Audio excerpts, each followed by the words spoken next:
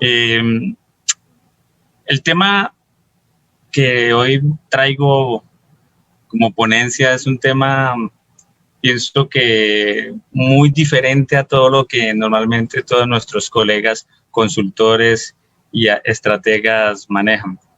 Pues nuestro perfil como corporativo de funcionarios de la registraduría en Colombia nos permite encontrar que hay unas características especiales en los riesgos electorales y obviamente no solo en Colombia. Son unos riesgos electorales que existen en todas las elecciones en América Latina, sin importar que los sistemas electorales sean diversos, pues tienen una estructura similar y a eso vamos a entrar a irles mostrando poco a poco qué es lo que queremos, cuál es la finalidad nuestra en este espacio. Quiero preguntar si se ven bien las diapositivas, estoy compartiendo pantalla. Sí, perfecto, se ve clarísimo. Gracias, Sandra. Dentro de lo primero que manejamos o que manejan todos los estrategas es generar unas campañas políticas exitosas. Hay unas diferentes profesiones, unas que se encargan de planeación, otras que se encargan del marketing, otras que se encargan de diferentes temas muy importantes. Todos son importantes y más cuando hablamos de la profesionalización de la política.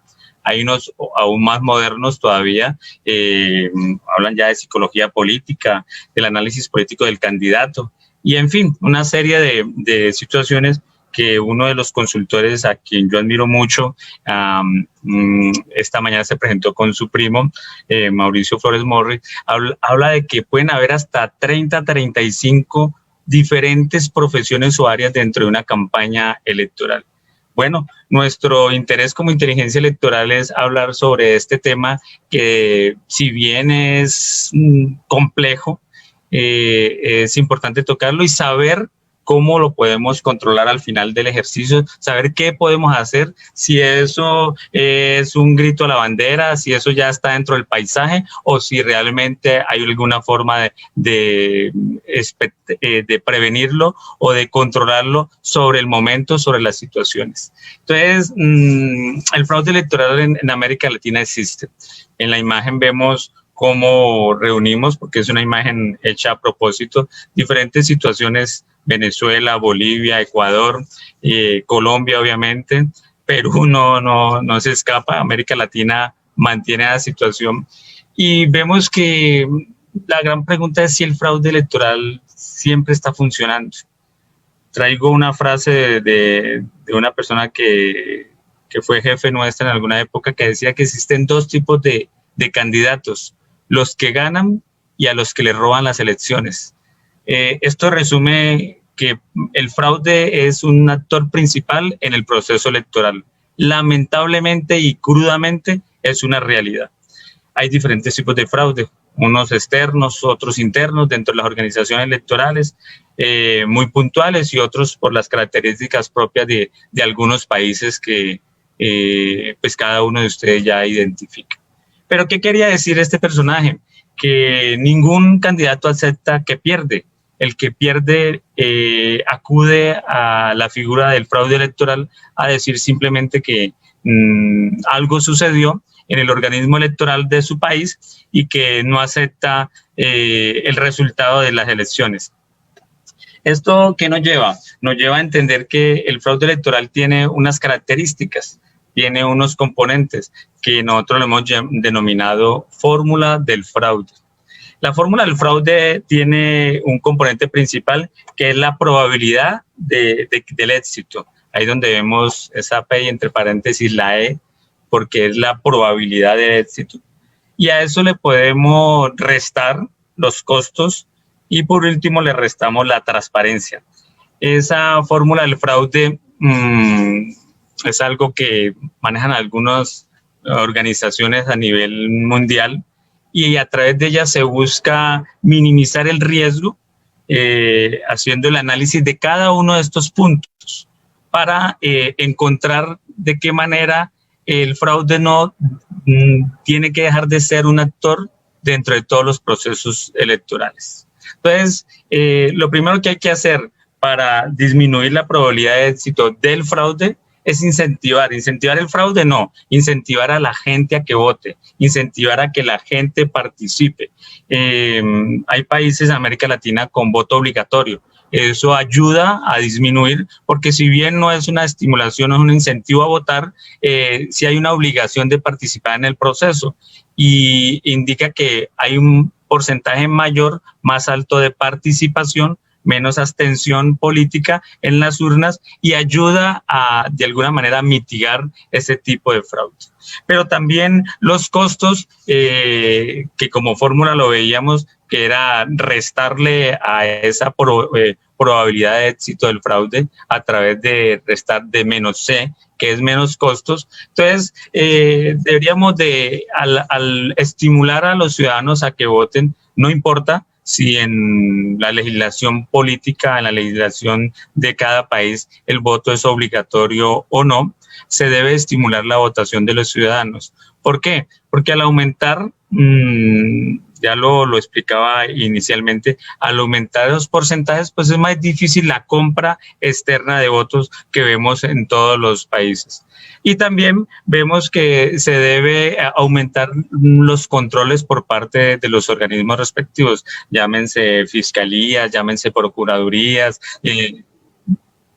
llámese cualquiera una de estas entidades de gobierno que son las encargadas de controlar, de prevenir o posteriormente de fiscalizar y de penalizar los diferentes tipos de fraude, que también es una situación que tiene un porcentaje alto, porque al existir poca sanción, poca penalidad en cuanto a los casos de fraude en los diferentes países, pues el común denominador siente un nivel de confianza, lamentablemente lo podemos expresar de esa manera, en cuanto a que hay libertad para efectuar la compra de votos.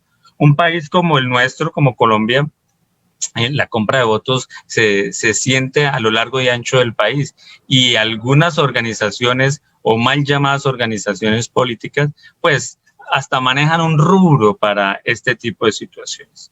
Entonces, esa es la fórmula que nosotros hemos determinado como la fórmula del fraude: probabilidad del éxito, menos costos, menos la transparencia. Transparencia entendida en términos de las organizaciones gubernamentales encargadas del control de las mismas. Entonces deben existir mayores controles y mejores resultados de estas organizaciones.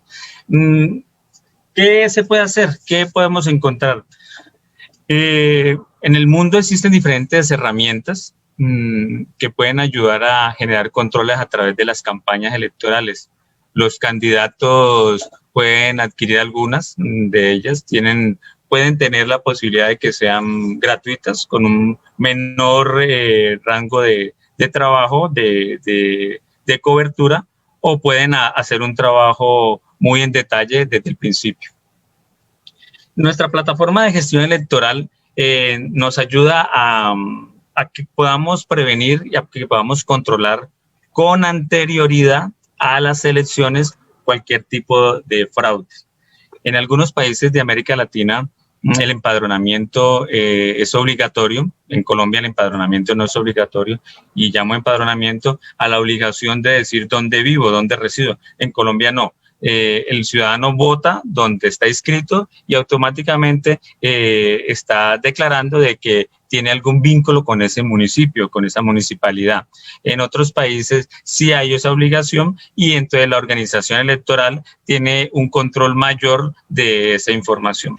A través de una plataforma de gestión electoral que nos ayuda inicialmente en la etapa previa, en la etapa preelectoral, como llamamos nosotros, dentro de esa línea de tiempo, cuando los candidatos apenas están postulando o están llevando a cabo el trabajo de tierra, el trabajo de campo, que están haciendo acuerdos políticos, llegan muchos líderes y llegan muchos usuarios, como lo llamamos nosotros.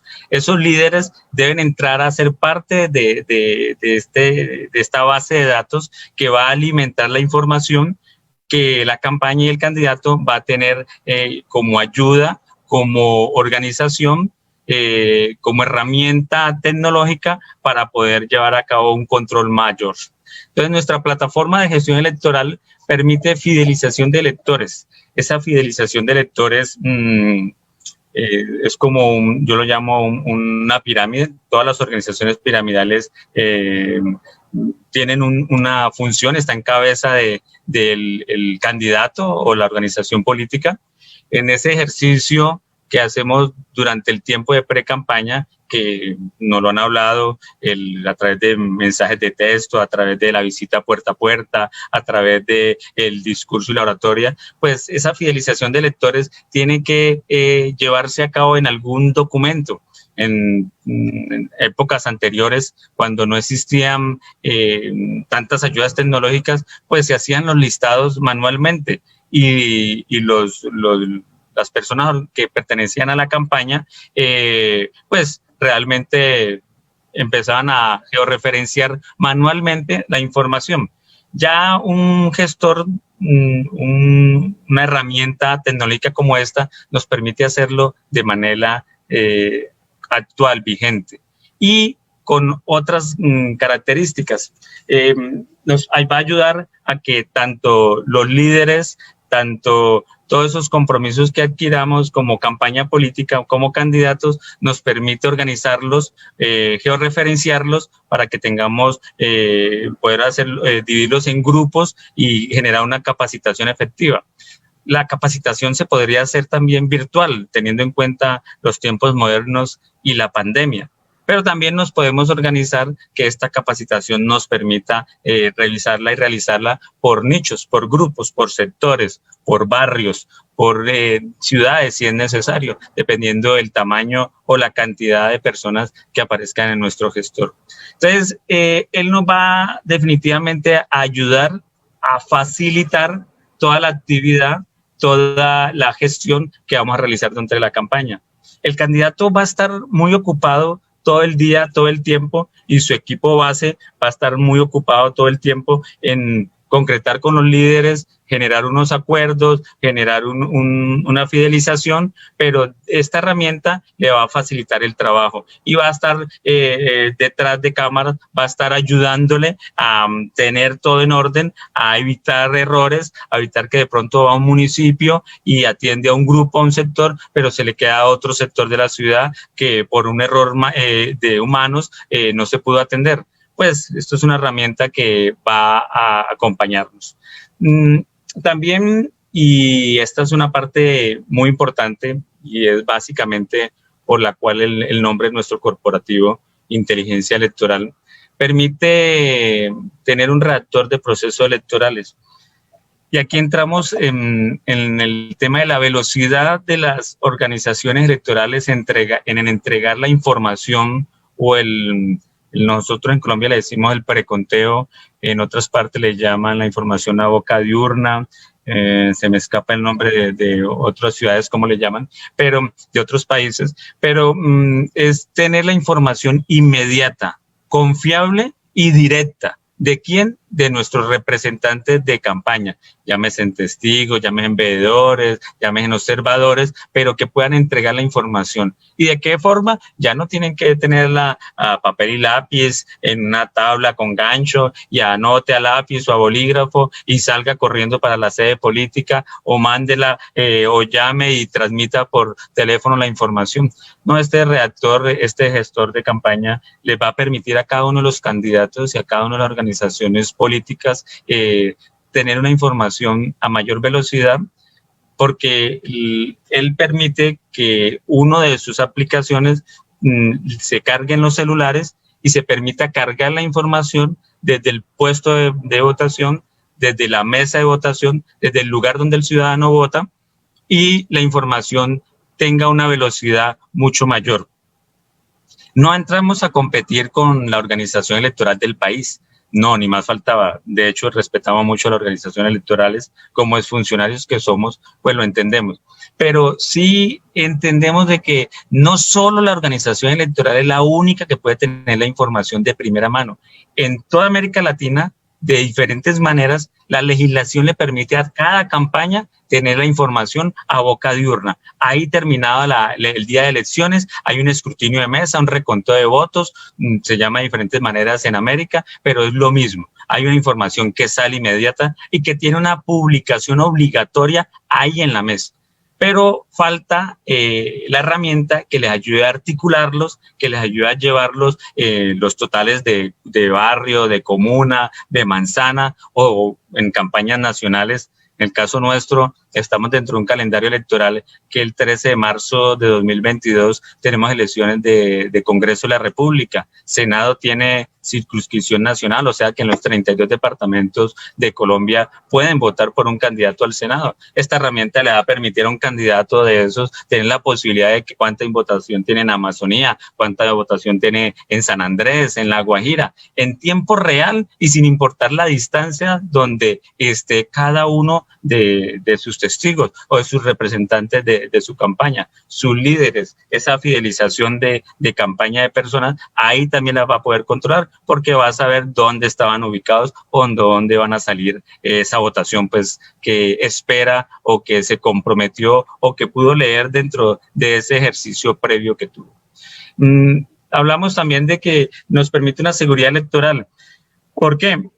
Porque pues los escrutinios, y lo hablamos desde el principio, y los conteos tienen una carga de fraude. Hablamos de un fraude externo al explicar que la compra de votos existe en América Latina. Viene amarrada a muchas situaciones que pues no sería engorroso y sería tema de otro congreso. En lo que queremos mostrarles es que existe la posibilidad de que lo controlemos internamente, teniendo la información previa, alimentando las bases de datos con anterioridad. El día de las elecciones vamos a tener seguridad electoral, porque vamos a tener un cálculo muy aproximado, muy real a lo que nos va a salir en las urnas, con empadronamiento o sin él, porque vamos a tener una información real, veraz, y vamos a tener una herramienta tecnológica que nos permite un cruce de información a velocidad, a mucha velocidad. Entonces, el candidato va a tener la posibilidad de enfrentar, así el ente electoral diga, como ha sucedido en algunos países, que ganó X y Y dice, no, es que yo tengo información que no es así. Pues si tiene esa seguridad electoral, tiene que demostrarla a través de una información que ha sido capturada por sus seguidores, por sus testigos, sus observadores o veedores electorales. Y esta herramienta le va a permitir, sin importar el tamaño de la campaña, sin importar si es de orden nacional, regional, departamental o municipal, va a tener la información fiel a lo que tiene, lo que sale de las mesas de votación. Eso le da garantía al candidato de que no se le pierde, como dicen algunos candidatos, no se le embolatan los votos en los siguientes días o en las siguientes horas. También nos va a permitir atender jurídicamente alguna situación en el evento que en algún sector del país, del departamento, haya una alerta. Esta seguridad electoral nos va a permitir entregar esas alertas tempranas y nos va a poder generar que se mande un equipo jurídico de abogados a determinado sector a respaldar el trabajo que vienen realizando las personas que hacen el trabajo de campo, que están al frente de las mesas de votación, recolectando esa información de primera mano. Entonces, se complementa en un segundo nivel o en un tercer nivel de seguridad para evitar la pérdida de la candidatura, la pérdida de la elección, que sería importantísimo. Este reactor electoral también nos permite generar un control de campaña. ¿De qué manera? Pues nosotros lo hemos llamado la secretaria virtual. Si permite hacer fidelización de nuestros líderes, si permite hacer guardar la información georreferenciada, pues le generamos desde hace un par de años la posibilidad que sirva como una secretaria virtual. Entonces el equipo de campaña, los asesores, asistentes, secretaria, se loguean y pueden ir subiendo la información que es privada solamente para los miembros de la campaña, que el candidato diga o determine, y va subiendo. En Bogotá, Colombia, nos comprometimos a que regresamos en 15 días a una reunión, nos comprometimos a que participamos con unos niños en un evento, con unas mujeres en una actividad, y ese agendamiento que se puede hacer manual, aquí lo va a tener virtual, lo va a tener a la mano el candidato, la campaña, y si es necesario generar unas actividades complementarias, se podría realizar de manera ordenada. También ayuda a que el candidato o la persona que gerencia la campaña le envíe información a cada uno de los miembros de la campaña, de los diferentes anillos, de los diferentes niveles, para que cumplan actividades o estén atentos al cumplimiento de ciertos compromisos que estén por vencerse. Entonces, este gestor cumple diferentes funciones durante toda la línea de tiempo de campaña. Ya en la mañana hablaron sobre las plataformas CRM. Sería desgastante entrar a ampliarles, pero las plataformas CRM existen desde plataformas gratuitas en la internet, como también plataformas mucho más robustas. Nosotros, a través de la plataforma CRM, lo que le ayudamos a los diferentes campañas o candidatos es hacer sus propias encuestas. No necesitamos autorización de la organización electoral del país porque no son encuestas públicas, sino encuestas privadas que le sirven al candidato para dar una idea o tener una idea real de lo que está sucediendo. Como toda encuesta es una radiografía del momento, y en este caso le sirve para él saber qué compromisos o cómo orienta su discurso o cómo lee las necesidades, porque de pronto él estuvo en ese municipio, en esa región 6 meses antes, pero las necesidades o la situación de esa región ha cambiado. Esta plataforma nos permite hacer encuestas a través de correo electrónico, de mensajes de texto, de, como lo dijeron esta mañana, o de chatbot, que es a través de un bot de chat que puede utilizarse por WhatsApp. En el caso nuestro en Colombia, el WhatsApp es una red social muy fuerte y que la inmediatez y la cobertura que tiene en el país es muy alta. Y supongo que en otros países las mediciones serán diferentes, pero se puede acondicionar para cada una de estas situaciones. Por último, tenemos que nuestra organización ayuda a la recolección de firmas. En Colombia, los candidatos se pueden presentar por partidos políticos, pero también se pueden presentar por grupos significativos de ciudadanos. Pero esos grupos significativos de ciudadanos tienen que, al no tener un aval político, tienen que tener un respaldo del pueblo, de la comunidad. ¿Y cómo se hace? A través de la recolección de apoyos, de firmas.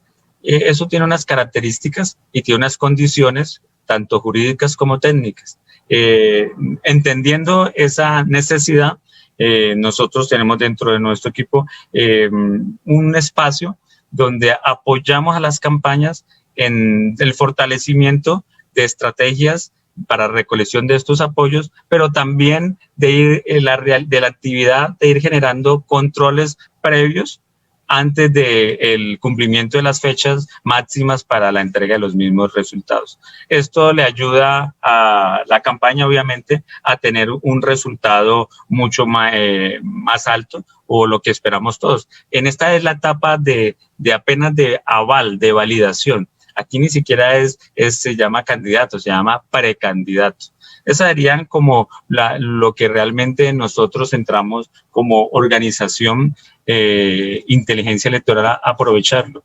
La inteligencia electoral está determinada como una ciencia ya, no es solo el nombre de nuestro corporativo, está determinado desde hace muchos años, más de 20 años, aprovechando pues el Big Data o el Little Data, dependiendo de la segmentación de mercado. La inteligencia electoral es una ciencia que ayuda con exactitud en la georreferenciación de los ciudadanos y en la ubicación de sus necesidades a través de diferentes datos e información que alimenten y que suministren.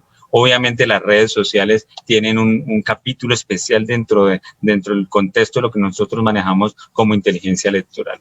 Le agradecemos a Sandra Guerra y Poder, a Crubas por su invitación, al Instituto Peruano de Comunicación Política por esta invitación. Muy contentos de estar en este espacio. Más de 63 consultores, ponentes durante 4 días. Es una oportunidad única para todos los que están al otro lado de las pantallas. Desde Colombia, un abrazo y un cariño muy especial y espero haya sido de su agrado nuestro espacio. Andrés, muchísimas gracias. Tenemos algunas preguntitas que si fueses tan amable, a ver si nos ayudas. A ver, Felicia Barros nos dice: la ciudadanía ha perdido la confianza en los resultados ya que el fraude está dentro del Consejo Electoral o las urnas. ¿Qué sistema se debería implementar para evitar un fraude? Excelente pregunta. En el caso de Colombia, los partidos y los candidatos pueden colocar un testigo electoral por mesa. En Colombia, en estos momentos, hay un debate entre el famoso aplicativo de la registraduría, que hasta dónde el aplicativo da la confianza. Con mucho respeto y por toda la experiencia como funcionario de la registraduría y hoy en día ya unos 5 años por fuera de ella, entiendo que también las organizaciones políticas y los candidatos no ejercen un control dentro de esas instancias, no envían un auditor de sistemas, no colocan los suficientes testigos electorales. Entonces, y cuando colocan testigos electorales, no tienen la capacidad o la idoneidad para enfrentarse a un escrutinio. Entonces, se vuelven unos anotadores de información y no pueden controvertir la información.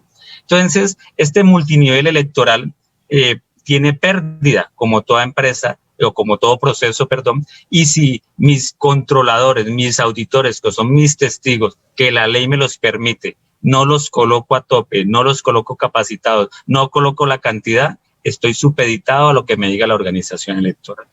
Y si en el caso, como sucede en Colombia, los resultados que entrega la registraduría son extremadamente veloces, una elección presidencial, Colombia entrega la información 1 hora, 1 hora y media después de la elección, ya hay resultados con un porcentaje altísimo de escrutinio. Entonces, ¿quién reacciona a eso? Tengo que decir, esa es el resultado y agachar la cabeza. Nosotros estamos preparados para eso, para ayudar en cualquier parte a que estas organizaciones, estas campañas reaccionen, pero tienen que, así como dentro de la profesionalización de la política, tenemos que le gastamos un espacio al marketing, le gastamos un espacio a las redes, tenemos que gastarle e invertirle un espacio al blindaje electoral. Es necesario. Y sí es posible minimizar el riesgo, porque tendríamos cómo evidenciarlo. Por ahora son solo rum. Tenemos idea, hay situaciones, pero no tenemos evidencias. Ok, perfecto. Acá hay una nueva de Pedro Arenas. ¿Cómo restaurar la credibilidad institucional de los entes electorales? Perfecto. Sería la inversa. Si yo como organización electoral siento que no se acercan los partidos, pues debo diseñar estrategias pedagógicas casi que obligatorias para que así como los que se sientan en la mesa a entregarnos las tarjetas electorales o el boleto electoral tienen una obligación y tienen una sanción, pues los que representan a los partidos también tuvieran una obligación de asistir, de prepararse y de participar activamente, y no como estatuas o como momias en el proceso electoral. Entonces, es una responsabilidad, una correlación entre ambas partes, tanto organización electoral como partidos políticos. En México tuvimos la oportunidad de estar como observadores ahora el 6 de junio y encontramos que la carga de la responsabilidad la tenían lo que nosotros llamamos jurados de votación en Colombia. Los representantes de casilla, ellos eran del barrio, del sector, y la gente vota cercana al sector porque hay empadronamiento. Entonces ellos son como los responsables. Y el funcionario del INE, que es la organización electoral en México, realmente es un facilitador y es lo que diga el funcionario de casilla, el presidente, el vicepresidente. A mí me llamó mucho la atención porque me pareció interesante en el cambio del rol, pero todavía la campaña política de los partidos no entra en articulación directa. y entraban a ser simplemente observadores, a esperar a que les entreguen unos resultados sin poder debatir y esperar a etapas posteriores a ver si por vía gubernativa, a través de demandas, a través de tribunales, se pueden ganar las elecciones, teniendo la posibilidad previa. Entonces, los entes electorales deben ampliar el espacio de pedagogía, de transparencia. Hoy en día con herramientas virtuales pues pueden haber cámaras en todos los puestos de votación, puede haber información a través de apps muy veloces donde el ciudadano pueda constatar. Pensaría yo que es una de las posibilidades. Perfecto. Acá Dorian Ábalos nos pregunta, te traslada la pregunta, ¿qué criterios tomas en cuenta para calcular la probabilidad de ganar la elección? Wow, muy buena pregunta. Hay varios criterios que tenemos en cuenta. Uno, el tamaño del municipio, de la municipalidad o de la circunscripción donde se va a realizar la elección.